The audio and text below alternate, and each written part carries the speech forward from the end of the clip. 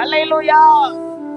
நீங்க தைரியமா ஆண்டவர்கிட்ட என் வாழ்க்கையில இத்தனை பிரச்சனை ஏற்றுக்கொண்ட ஏசப்பா, இதுல இருந்து எனக்கு விடுதலை தாங்க, இந்த பிரச்சனை இருந்து எனக்கு விடுதலை தாங்க, இப்ப ஏற்பட்ட அவமானத்துல இருந்து விடுதலை தாங்க, நிந்தனையில இருந்து விடுதலை தாங்க என்று நம்ம மன தைரியத்தோடு கேட்கணும்னா அவருடைய சமூகத்துல நம்ம என்ன பண்ணணுங்க? கீழ்ப்படிந்து இருக்க வேண்டும்.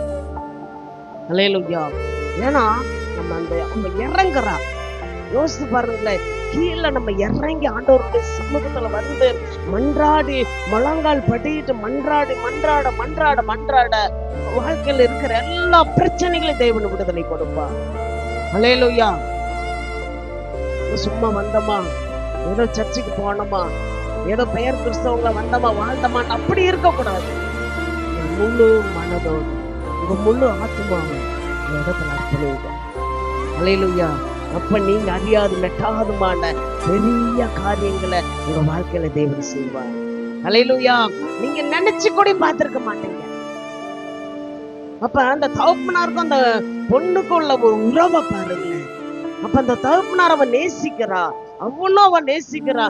ஏன் ஃபர்ஸ்ட் இந்த நல்ல நிலத்தை அவன் கொடுத்திருக்கலாம்ல? ஏன் ஃபர்ஸ்ட் அவன் நீர்ப்பாய்ச்சலான அந்த நிலத்தை அவளுக்கு கொடுத்திருக்கலாம், ஆசீர்வாதமான இதை கொடுத்திருக்கலாம்ல? ஏன் வறட்சியான நிலத்தை கொடுத்துட்டு பிறகு ஆசீர்வாதமான நிலத்தை கொடுக்கிறான்னா, இன்னும் என்னுடைய மகள் எப்படிப்பட்டவளா இருக்கிறாள் என்று பார்ப்பதற்காக.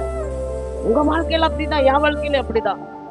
பிரச்சனைகள் வர்ற ஆண்டவருடைய சமூகத்தை நிலைவலிக்க வேண்டும். அப்பா அது நல்லதப்பா, இருந்து நீங்க எனக்கு விடுதலை கொடுப்பீங்க, இந்த வாழ்க்கையில இருந்து எனக்கு ஒரு விடுதலை கொடுப்பீங்க, இந்த இடத்துல இருந்து எனக்கு விடுதலை கொடுப்பீங்க, இந்த கடன் பாரத்துல இருந்து எனக்கு விடுதலை கொடுப்பீங்க.